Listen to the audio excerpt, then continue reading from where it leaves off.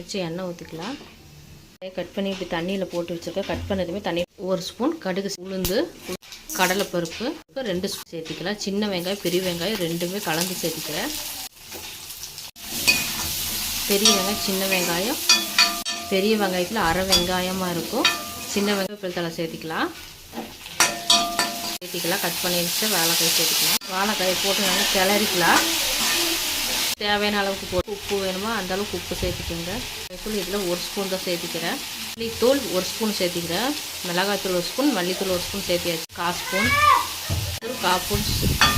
கைப்பிடி அளவு தேங்காய், 2 பல் பூண்டு இதெல்லாம் போட்டு குறைன்னு அரைச்சி நம்ம சேர்த்திக்கலாம். பாருங்கள், தேங்காய் பூண்டு குறைன்னு அரைச்சி வச்சுருக்கோம். அதையும் சேர்த்தியாச்சு. ஒரு கலருக்கு அப்படியே 2 நிமிஷம் இருக்கட்டும்.